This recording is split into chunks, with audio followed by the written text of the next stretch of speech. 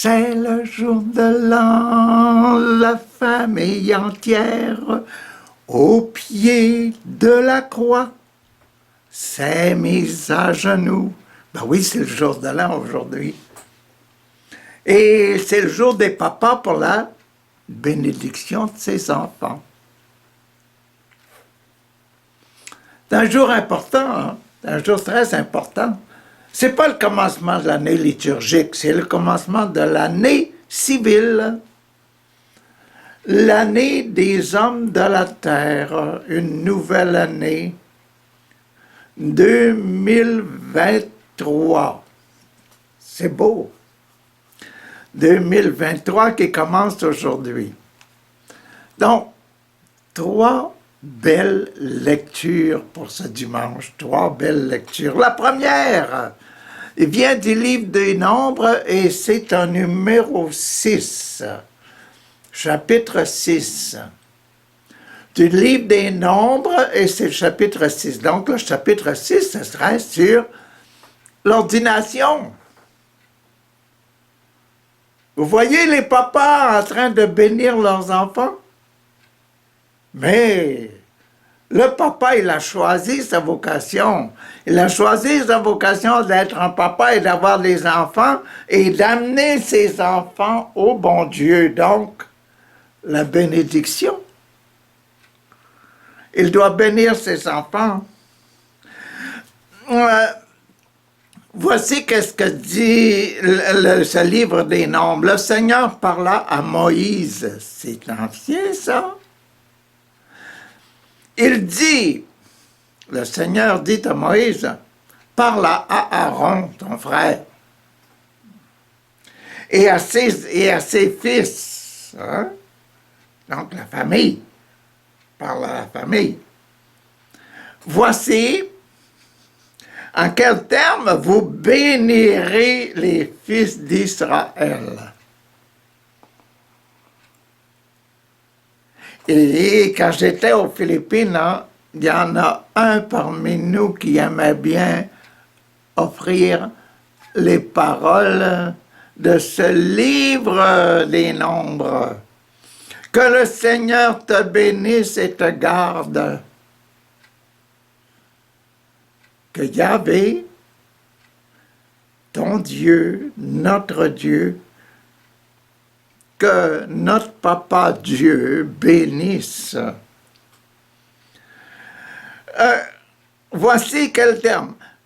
Que le Seigneur te bénisse, toi, et te garde. Que le Seigneur fasse briller sur toi son visage. Ça vient bien de la généalogie. Nous sommes créés à l'image de Dieu. Que le Seigneur fasse briller sur toi son visage, qu'il te prenne en grâce, qu'il te pardonne.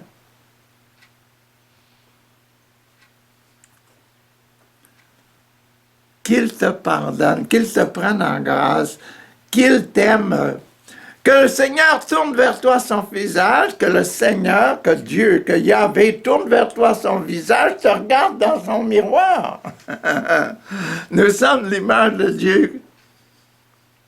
Vers toi son visage, qu'il t'apporte la paix, le plus grand cadeau que Jésus est venu porter après sa résurrection.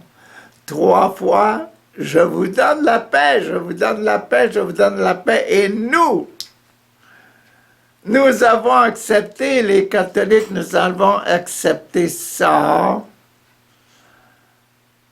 Cette prière-là, je vous laisse ma paix, je vous donne ma paix, je vous la donne pas comme, etc. Là. Le monde la donne. Donc, on dit ça à chacune de nos messes. Que le Seigneur tourne vers toi son visage, qu'il t'apporte la paix. Ils invoqueront ainsi mon nom sur les fils d'Israël. Yahvé vient sur les fils d'Israël. Viens sur la famille des enfants de Dieu. Papa, mon Dieu, viens sur ta famille. Bon, Ils invoqueront ainsi mon nom sur les fils d'Israël, et moi, Yahvé, et moi, Dieu, Papa, je les bénirai. C'était la première lecture, parole du Seigneur, nous rendons grâce à Dieu. Et c'est un numéro 6. Ça fait partie des ordonnés Père, Dieu, mon Père, Dieu, notre Père, qui dit, moi, je vais bénir, je deviendrai un ordonné et je bénirai.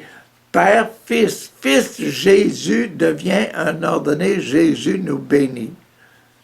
Bon, deuxième lecture, là, elle est de Saint Paul aux Galates, et c'est un numéro, c'est le chapitre 4. Donc, le chapitre 4, il va parler un peu, il va essayer de nous mettre devant les yeux le sacrement de l'Eucharistie. Oh, le sacrement de l'Eucharistie. Voyons comment trouver, voyons si on va trouver le sacrement de l'Eucharistie dans les paroles. Lorsqu'est venue la plénitude des temps, lorsque les temps sont accomplis, lorsque on accepte, on accueille le trésor du temps en nous. Tiens, j'accueille mes 88 ans, là. Et vous autres, là, j'accueille mes 13 ans, j'accueille mes 12 ans, j'accueille mes 24 ans, j'accueille mes 45 ans, je les accueille, là. Accueillez le temps. Bon, lorsque la plénitude des temps sera des temps, Dieu a envoyé son Fils. Alors, quand les temps est arrivé, la plénitude des temps, Dieu envoya Jésus dans le monde. Le temps est arrivé. Moi, j'ai eu 88 ans il y a quelques jours, au mois de novembre, là. Le mois passé. Hein? J'ai 1 mois et quelques. Hein? Et là, aujourd'hui, c'est la plénitude des temps. Pour moi, la plénitude des temps, pour moi, c'est aujourd'hui. Mon aujourd'hui devrait être plein de l'Esprit de Dieu. Donc, dans les temps, quand les temps étaient pleins, là, pour la venue de Jésus, Dieu envoya son Jésus que vous voyez sur l'image derrière moi, là. Hein? Bon. Dieu a envoyé son Fils né d'une femme. Hein? Avez-vous déjà vu un fils né d'un homme? Non, non, il est né d'une femme, il est sorti du ventre d'une femme. Donc, Dieu qui vient au monde d'une femme, de la Vierge Marie. Et puis on l'appelle Vierge. De Maman Marie, Jésus, là, quand il disait Maman Marie, il savait qu'il parlait à la Vierge. Et Maman Marie, elle a dit à son Jésus, quand Jésus a commencé à vieillir, là, c'est pas Joseph qui est ton papa, là, c'est Yahvé qui a permis que toi, tu viennes habiter en moi. Vous voyez l'Eucharistie, là? Et c'est ça, c'est un numéro 4. C'est bon, hein? Venir la conception, le temps de la conception, c'est le temps de l'Eucharistie. C'est un temps d'Eucharistie. C'est le temps où la petite graine là devient vivante, recevoir la vie. Et la vie que Dieu donne à un être humain, à un homme, à une femme, là, à un enfant mâle, femelle, là, la vie. Ben, c'est la vie, c'est l'amour, c'est le fait de grouiller. Sans ça, ça resterait un cadavre, ça resterait une graine morte. La vie, c'est bien Dieu. Dieu est vie et Dieu. Et avec la vie, là, il donne à la graine de devenir amour. Si je vous parle aujourd'hui, c'est parce que je vous aime et je veux bien que vous ressembliez à Jésus, à Dieu. Nous sommes l'image de Dieu, nous devons reproduire l'image de Dieu, comme on disait dans la première lecture, son visage, le visage de Dieu. Hein? Dieu tourna son visage, dit « Je bénirai ». Bon, voilà, d'une femme soumise à la loi de Moïse. Oh, tiens, voilà, j'entre au monde, là, je deviens vivant, j'accueille la possibilité d'aimer. Mais la possibilité d'aimer, c'est quoi? C'est la possibilité d'aimer le bien, ça. D'aimer le bien, aimer ce qui est aimable. Puis l'opposé de aimer, c'est d'haïr, haïr le mal. Donc, aimer le bien, c'est quoi ça? C'est comme Jésus, être comme Jésus. Et faire le bien toute sa vie, là, c'est imiter Jésus, reproduire ce que Jésus a fait. C'est ça que naître de Dieu, recevoir le baptême de Jésus, recevoir la façon d'être, l'identité, la spiritualité de Jésus, d'être la spiritualité de Jésus. Et la spiritualité de Jésus, ce sera quoi? Ce sera les 10 commandements de Dieu et le Notre Père, bien entendu, hein, les béatitudes, etc. Bon, né d'une femme et soumis à la loi, soumis aux 10 commandements, voyez-vous? Soumis à la loi de l'amour, pas à la loi de la haine. La haine, c'est le démon, ça. La loi de Dieu, Dieu, un seul Dieu t'adorera, seul l'amour tu observeras dans toute ta vie. Et Jésus a dit, j'ai un seul commandement qui en contient 2, l'amour de Dieu et l'amour du prochain. Son plus proche prochain, c'est moi-même. Et mon prochain, c'est mon voisin.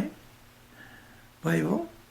Donc, aimer, aimer, aimer, c'est la vie. C'est ça que Dieu a donné dans la conception. À la conception, tout le monde, tous les êtres humains reçoivent le don de l'amour qui soit se développer, qui va se manifester dès que le petit bébé sort du ventre de sa mère. Il va commencer à montrer l'amour et puis d'accueillir l'amour. C'est l'amour partagé. L'amour partagé. Avec le synode, là, le programme de l'Église, dans le synode, on doit revenir à l'amour partagé. Pas rester un petit tout seul, qui se partage seulement lui-même. Non, non. La vie, l'amour partagé, ça, c'est le temps qu'on doit essayer de reproduire, redevenir le synode, l'esprit de Dieu. Bon, soumis à la loi de Moïse, dans le sens c'est la loi de Moïse. Bon, afin de racheter ceux qui étaient soumis à la loi, pour que nous soyons adoptés comme fils. Soumis à la loi afin que nous soyons adoptés comme fils adoptifs. Voyez-vous, Joseph, qu'est-ce qu'il a fait? Il a pris Jésus en adoption. Et puis, qu'est-ce qu'il a fait? Il a dit, Jésus, tu vas devenir l'enfant de Yahvé. Je vais te respecter comme l'enfant de Marie qui a reçu l'amour, le principe de vie qui venait de l'Esprit Saint. Ah. Et nous sommes des enfants, donc le fait de la famille, là, la Sainte Famille, c'est ça, la Sainte Famille. C'est ça, devenir un fils adoptif, par le baptême, devenir un enfant de Dieu. Et être considéré et être éduqué comme un enfant de Dieu. Vous voyez là que tous les gouvernements du monde entier devraient avoir ça comme principe de base de l'éducation et ne pas mettre les enfants, ne pas mettre le bon Dieu dehors. Et voici la preuve. Écoutez bien, voici la preuve que vous êtes des fils, là. Voici la preuve que vous êtes des enfants de Dieu, là. Dieu a envoyé l'Esprit de son Fils dans nos cœurs. L'Esprit de son Fils, c'est quoi?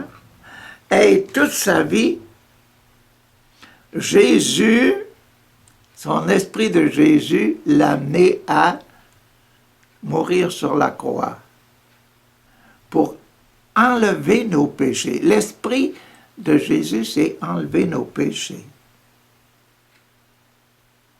Nous enlever notre condamnation à mort. La condamnation qu'on a eue au péché. Notre inclination au péché. Enlever nos péchés. Pas nécessairement l'inclination qu'on a péché, mais enlever nos péchés. Dieu sait qu'on va faire des erreurs. Dieu savait qu'il y aurait un mouton perdu et puis l'Esprit Saint a permis qu'on reçoive l'exemple du mouton perdu et du fils perdu. C'est bien simple. Voyez-vous? Bon, voici la preuve que vous êtes des fils. Dieu a envoyé l'Esprit de son Fils dans nos cœurs. Et cet esprit qui est en moi crie Abba. Dans vous, crie Abba. Crie notre Père, Papa, qui êtes aux cieux, que votre nom soit sanctifié. Il crie Abba, Papa, Père. Ainsi, tu n'es plus un esclave. Pourquoi? Ben, tu as un papa, Abba, tu n'es pas un esclave. Si tu dis à quelqu'un, papa, tu n'es plus un esclave. S'il appelle papa, tu n'es plus mon maître, tu l'appelles papa, un enfant, un enfant qui appelle son papa, tu es un fils, tu as une fille. Hein? Si tu es un fils, si tu es une fille de Dieu, si tu es un enfant de Dieu, ben tu es un héritier. Tu es un héritier. Quand papa et maman sont morts, bon, tous les deux, là, ben, j'ai eu un petit héritage. Et vous, on a l'héritage. L'héritage que j'ai eu, le petit héritage en argent, c'est pas ça qui est le plus important. Tu as l'héritage que mon papa et ma maman m'ont donné, qui reste le plus important pour moi, là, c'est leur cœur, leur désir, leur façon de vivre, leur prière, leur attachement à Dieu, à leur vie spirituelle. Voyez-vous? Ce que l'on donne de mieux, là, ce que Jésus a donné de mieux en mourant sur la croix, c'est quoi? Il a dit, je t'enlève tes péchés, là. Tes péchés, c'est moi qui les prends. Voyez-vous? Il nous a donné le salut. Donc, c'est l'œuvre de Dieu. C'est ça qui était la deuxième lecture. Et je vous ai dit que c'était en numéro 4, c'était Jésus au milieu de son peuple. Emmanuel, Jésus au milieu de nous. Jésus au milieu de nous, qu'est-ce qu'il va nous donner? Il va nous enlever nos péchés. Son héritage, enlever les péchés du monde. Bon, c'est ça. Et c'est ça l'affaire. OK, on va passer maintenant à la troisième lecture. Troisième lecture qui est dans Saint-Luc, l'évangile de Saint-Luc. L'évangile de Saint-Luc, là, l'hôtel de Saint-Luc avec le poignard qui entre dans l'agneau qui est immolé au centre. L'agneau qui est immolé au centre, là. Bon, le poignard qui rentre dedans. Mais à quelle place qu'on est dans ce dessin-là? Le dessin, aujourd'hui, on est ici. La première série, là, de la petite barre, là, du poignard, la petite barre du poignard. La première série de cette barre-là, la première série ici, là, de cette barre du poignard. Voyez-vous, il rentre le poignard dans l'hôtel, là. Bon, on est dans la première série, là. Puis on est dans les passages 6 et 7 de la première. Ah, ben, j'ai oublié. Bon, je vais vous l'expliquer ici. Le numéro 1, 2, 3, 4, 5. Vous voyez, c'est le numéro 5, ça. C'est la 5e série, là. La 5e série, je vous ai dit, bon, le sacrement du baptême, le sacrement de la réconciliation, le sacrement de la confirmation, le sacrement de l'Eucharistie, le sacrement de l'extrême-onction, le sacrement des malades. On est dans le sacrement des malades, on est dans le sacrement des malades. Et puis, une de ces 2 derniers petits passages de la première série. Dans le sacrement des malades, là, dans l'Évangile, il va diviser en 3. Là, la première série, et c'est les petits versets 6 et 7, là. Ça veut dire quoi? Ça veut dire que c'est le sacrement de l'ordre, le sacrement de mariage. Qu'est-ce que le sacrement de l'ordre, les sacrements de mariage peuvent faire dans la rémission des péchés? Nous sommes dans la rémission des péchés. Nous sommes, comme on disait tantôt, dans le passage tantôt, là, Jésus est venu nous donner notre héritage qui est le pardon des péchés. C'est là qu'on est aujourd'hui. Pour le premier jour de l'an, c'est formidable que comme l'Esprit Saint a bien dirigé l'Église, puis conduit à la diriger. Il continue de diriger l'Église. C'est beau de voir l'action et d'accepter, surtout beau d'accepter que Dieu, que l'Esprit Saint nous conduise, là, nous guide aujourd'hui.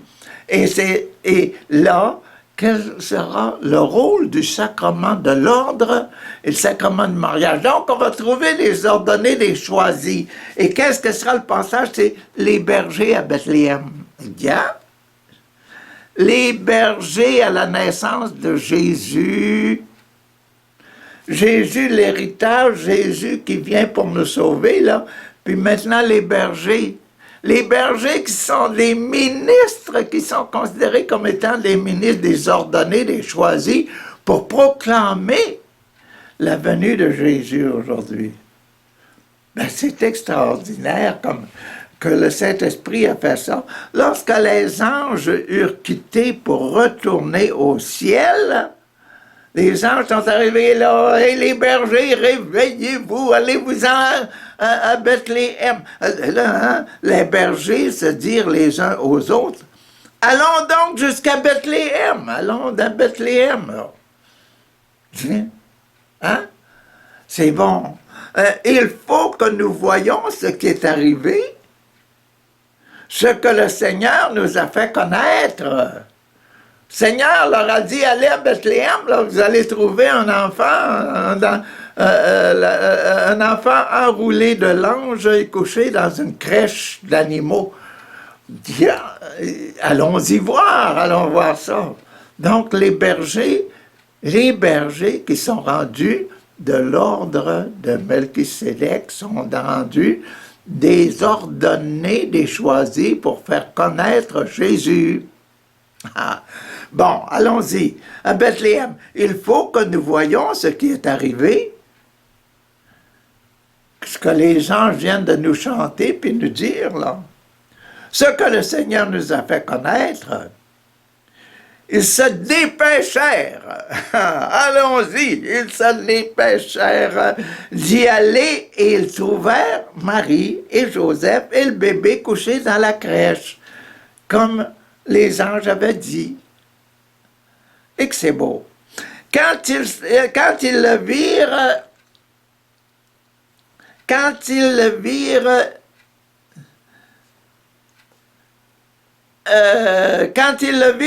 ils racontèrent ce que l'ange leur avait dit au sujet du petit enfant. Quand ils arrivent à la crèche, c'est comme si à la crèche, là, il n'y a pas seulement les bergers qui arrivent. Là.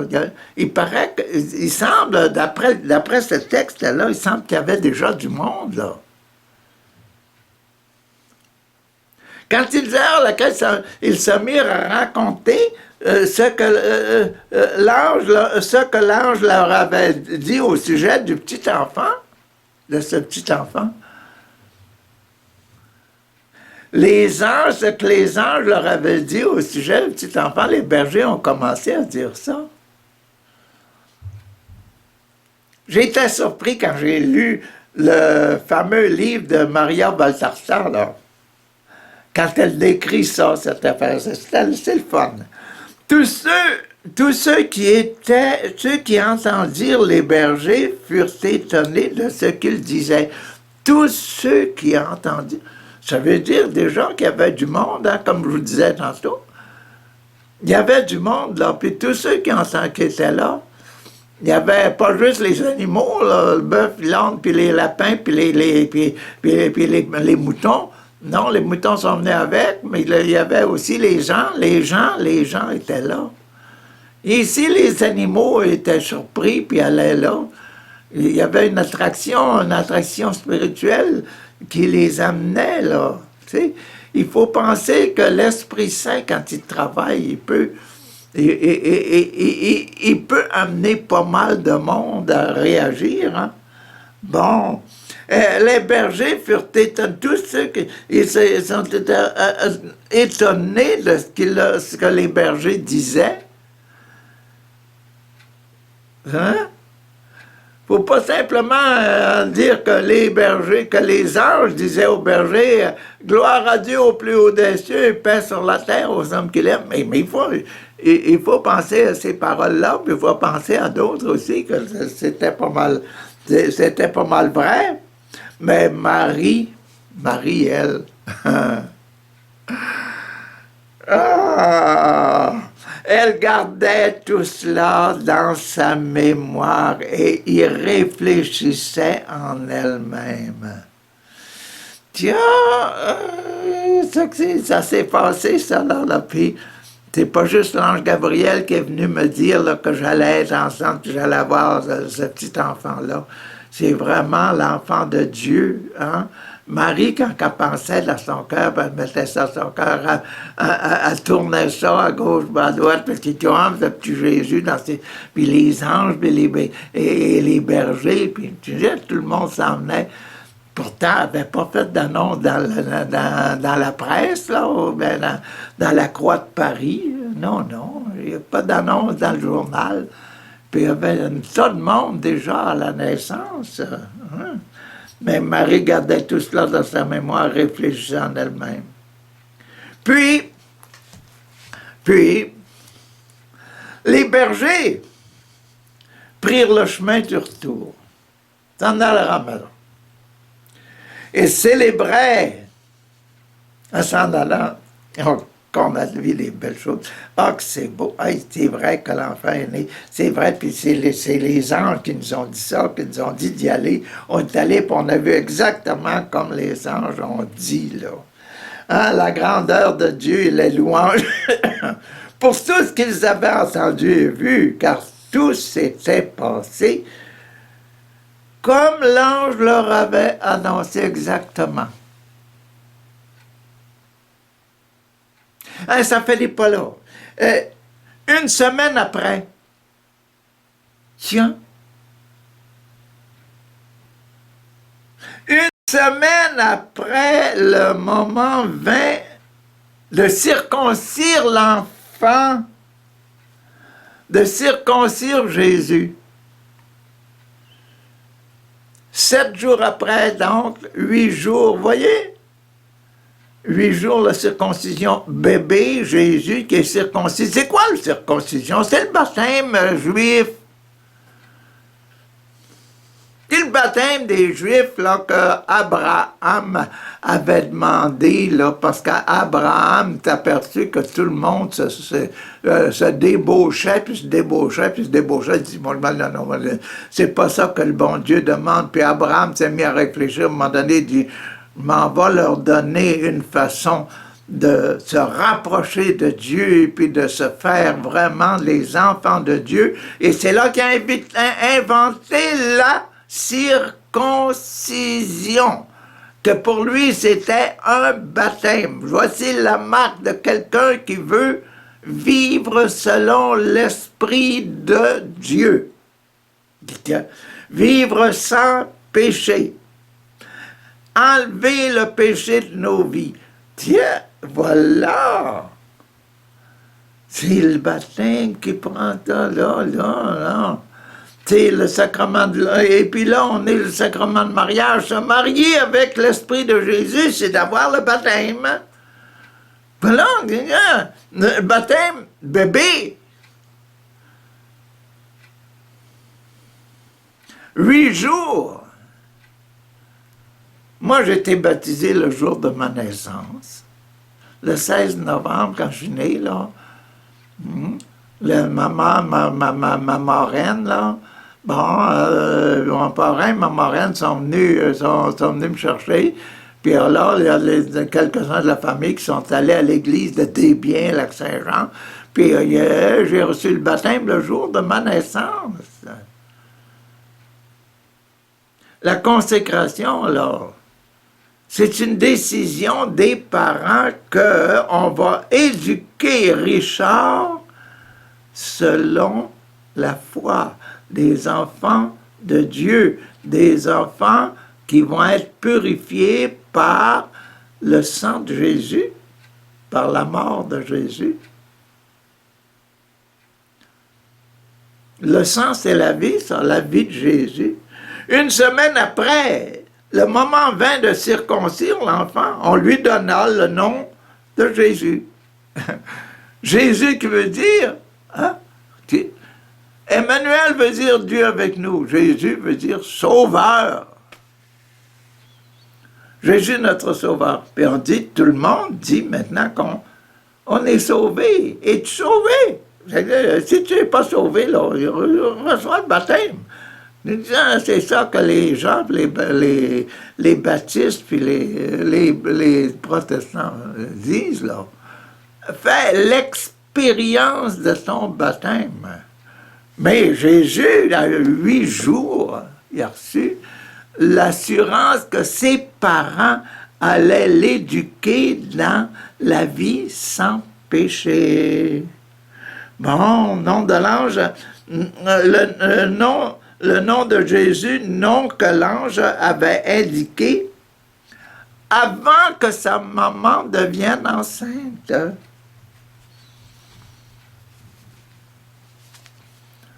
Voyez-vous? Donc, baptême, le baptême à l'enfance, là. Le baptême à l'enfance. Donc, dès qu'on est jeune, dès qu'on est tout petit, on doit être éduqué selon notre héritage. Qu'est-ce qu'on hérite de la croix? On hérite, Jésus enlève nos péchés. Donc, le baptême, tu es un enfant de Dieu.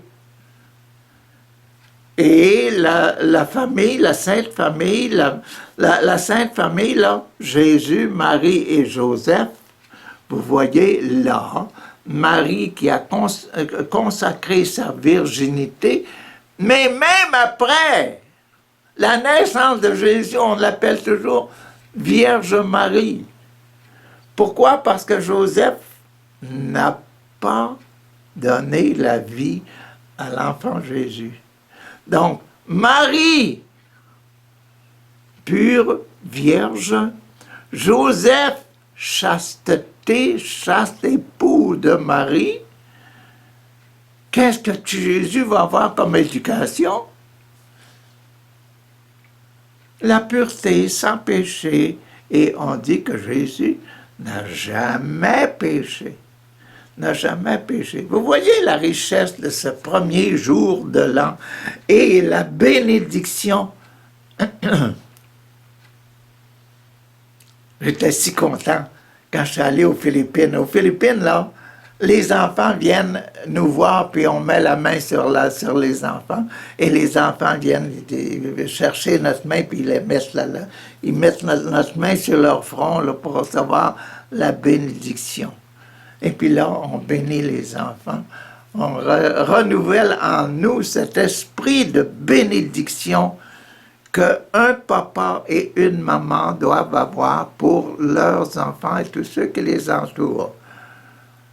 Dans l'église, là, aux Philippines, là, on voit les enfants lors de la bénédiction, durant la messe, lors de la bénédiction, la paix, donnez-vous la paix, là. On voit les petits enfants qui partent aller voir mon oncle, ma tante, ils mettent leurs mains, la bénédiction, on demande la bénédiction du mon oncle, ma tante, du papa, de la maman. C'est beau, la bénédiction du jour de l'an. Merci Seigneur, et donne-nous le courage de bénir et de faire les choses en grand, c'est-à-dire rendre tout alentour de soi pur comme le cœur de Jésus.